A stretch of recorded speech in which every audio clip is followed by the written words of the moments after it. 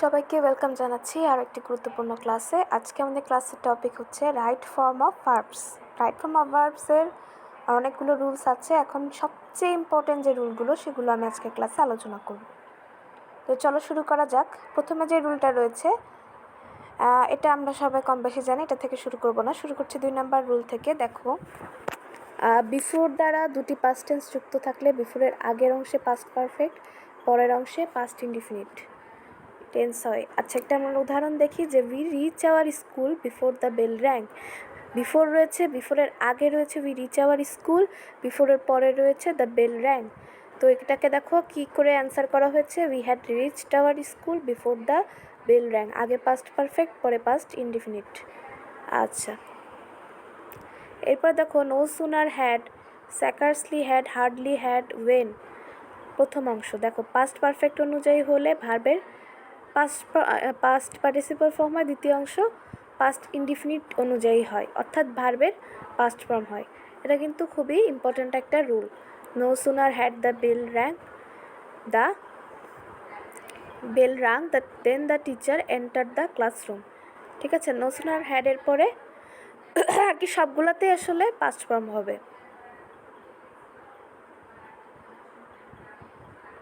প্রথম অংশে ভার্বের পাস্ট পার্টিসিপাল ফর্ম, দ্বিতীয় অংশে ভার্বের পাস্ট ফর্ম। খুব ইজি জিনিস। আচ্ছা, এরপর আসি আমরা সাধারণত সিন্স দ্বারা দুটি ক্লজ যুক্ত থাকলে এবং সিন্সের আগের অংশ প্রেজেন্ট ইনডিফিনিট হলে পরের অংশ পাস্ট ইনডিফিনিট হবে।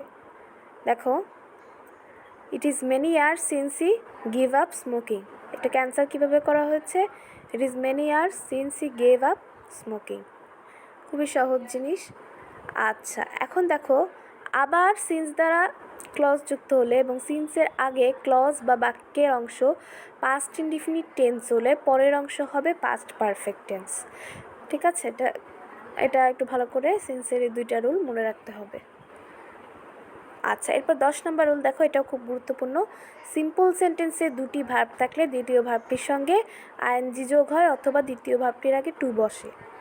দেখো, he saw the boy play in the field, এটা হবে he saw the boy playing in the field. Note, দ্বিতীয় ভার্বটি যদি উদ্দেশ্য বোঝাতে ব্যবহৃত হয় তবে দ্বিতীয় ভার্বটির আগে টু বসে। যেমন I went to the library news paper, I went to the library read news paper. আচ্ছা, আমি লাইব্রেরিতে কেন যাচ্ছি, নিউজ পেপার পড়ার উদ্দেশ্যে যাচ্ছি, উদ্দেশ্য বোঝাচ্ছে এজন্য টু এসেছে, I went to the library to read newspaper. এরপরে দেখো মোডাল অক্সিলারি ভার্ব যেমন can, could, may, might, should, would, ought to, use to, must ইত্যাদি থাকলে মূল ভার্বের প্রেজেন্ট ফর্ম হয়। এগুলো থাকলে মূল ভার্বের প্রেজেন্ট ফর্ম হয়। আচ্ছা, এরপরে দেখো সাধারণত সেন্টেন্স যদি ভবিষ্যৎ নির্দেশক শব্দ বা ফ্রেজ যেমন tomorrow, the day after tomorrow, in future, next থাকলে ফিউচার ইনডিফিনিট টেন্স হয়। আচ্ছা, এরপরে দেখো এখানে উদাহরণটা আমি আর বলছি না। 16 নাম্বারটা দেখো, সাধারণত it is time, it is high time, wish ইত্যাদির পরে সাবজেক্ট ও ব্র্যাকেটের মূল ভার্ব থাকলে ভার্বের পাস্ট ফর্ম হয়। ঠিক আছে, সাবজেক্ট ও ব্র্যাকেটে মানে ব্র্যাকেটে মূল ভার্ব যদি থাকে তাহলে সেখানে হবে past form. It is time you finished a course on English language, I wish I sing, I wish I sang হবে। আচ্ছা, এরপর 17 নম্বর রুল দেখো, as if, as to, wish ইত্যাদি থাকলে সাবজেক্টের পরে বি ভার্বের পরিবর্তে ওয়্যার বসে। খুব ভালো করে মনে রাখো যে বি ভার্বের পরিবর্তে ওয়্যার বসে। দেখো, I wish I be a millionaire, be যদি থাকে বি এর পরিবর্তে বসবে were, I wish I were a millionaire. আচ্ছা, এরপরে দেখো অ্যাজ ইফ, অ্যাজ টু দ্বারা দুটি ক্লজ যুক্ত থাকলে প্রথম ক্লজটি প্রেজেন্ট টেন্স হলে পরবর্তী ক্লজটি পাস্ট ইনডিফিনিট হয়, প্রথম ক্লজটি পাস্ট টেন্স হলে পরের ক্লজটি পাস্ট পারফেক্ট টেন্স হয়। এটা খুবই ইম্পর্টেন্ট জিনিস, আমি আর উদাহরণে যাচ্ছি না। আচ্ছা, এরপর দেখো ওয়াইল যুক্ত সেন্টেন্সে ওয়াইলের পরে ভার্ব থাকলে, ওয়াইলের পরে যদি ডিরেক্ট ভার্বটা থাকে ভার্বের সাথে আইএনজি যুক্ত হয়ে যায়। দেখো, while taking dinner he received the phone, ওয়াইলের পরে সরাসরি ভার্ব এসেছে এবং ভার্বের সাথে আইএনজি এসেছে। কিন্তু পরের সেন্টেন্সে খেয়াল করো যে ওয়াইলের পরে সরাসরি ভার্ব না এসে এটাকে একটা সাবজেক্ট বসেছে, তারপরে ভার্ব বসেছে। এই জন্য এটা হবে ওয়াজ প্লেইং, মানে পাস্ট কন্টিনিউয়াস টেন্স হয়ে যাবে। এরপরে দেখো 20 নাম্বার রুল, লেস দ্বারা দুটি ক্লজ যুক্ত থাকলে লেসটের পরবর্তী সাবজেক্টের সঙ্গে অক্সিলারি ভার্ব শুড বা মাইট বসে। ঠিক আছে, দেখো 1 নম্বরে read attentively lest you dash in the examination, lest you fail in the examination. ঠিক আছে, এখন শুড আর মাইট এর মধ্যে পার্থক্য কী? শুড কখন বসাবো, মাইট কখন বসাবো?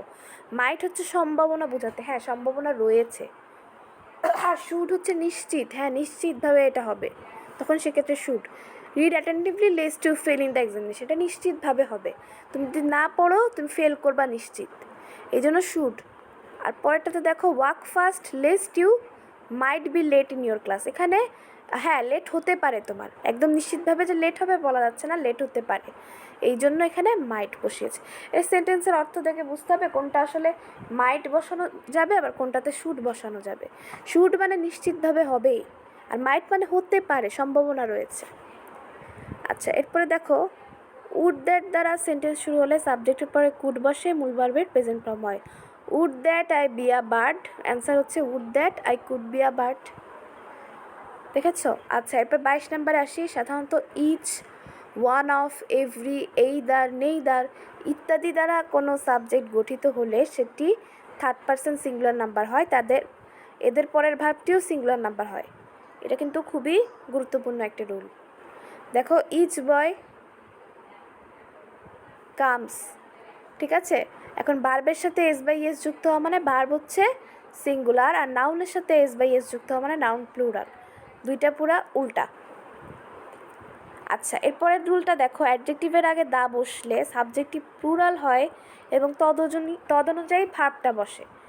অ্যাডজেক্টিভের আগে দা বসা মানে এটা প্লুরাল হয়ে যাওয়া, দেখতে সিঙ্গুলার মনে হলেও এটা আসলে প্লুরাল। যেমন দেখো দ্য ভার্চুয়াস, ভার্চুয়াস অ্যাডজেক্টিভ, তার আগে দা বসেছে, পরে ভার্ব দেখো কি প্লুরাল হয়ে গেছে। এরপরে 24 নাম্বার দেখো, titles, names, phrase of measurement দেখতে প্লুরাল হলেও সিঙ্গুলার ভার্ব হয়। 30 মাইলস, 30 মাইলস একটা মেজারমেন্ট না, পরিমাপ না, দেখে মনে হচ্ছে প্লুরাল কিন্তু আসলে এটা হচ্ছে singular. 30 Miles is a long way, ঠিক আছে। তারপরে সময়, সময় বলতে দেখো 8 hours is a long time to work, 8 hours S আছে না, তারপরেও এটা কিন্তু সিঙ্গুলার হবে, এই এস থাকলে মানে যে প্লুরাল তা নয়। এরপর দেখো কোনো সেন্টেন্স ইট দ্বারা যুক্ত হলে পরবর্তী ভার্ব সিঙ্গুলার হবে, দেখেছো, এটা কিন্তু খুবই গুরুত্বপূর্ণ একটা রুল। তারপর দেখো কোনো সেন্টেন্স যদি ইন্ট্রোডাক্টরি দেয়ার দ্বারা শুরু হয়, সিঙ্গুলার নাম্বার থাকলে ভার্ব সিঙ্গুলার, প্লুরাল নাম্বার থাকলে ভার্ব প্লুরাল, মানে দেয়ার দিয়ে শুরু হইলো না, সিঙ্গুলার নাম্বারটা যদি থাকে মানে সাবজেক্ট যদি singular, verb singular, subject plural, verb plural. উদাহরণ দেখো, there was a big river beside our village, তারপরে দেখো there to be a big river beside our ছিল, বিগ রিভারটা কি সাবজেক্ট, এটা কি সিঙ্গুলার, তার মানে ভার্ব আসছে, দেখো ভার্ব সিঙ্গুলার।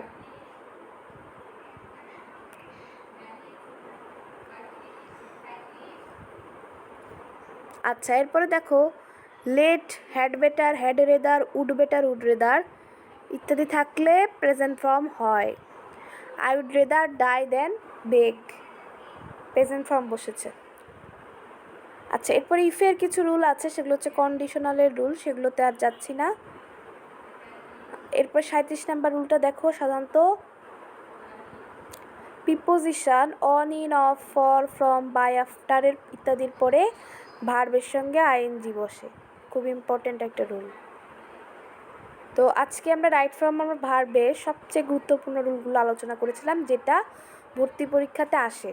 ঠিক আছে, আজকে ক্লাস এ পর্যন্তই, সবাইকে অনেক ধন্যবাদ সাথে থাকার জন্য।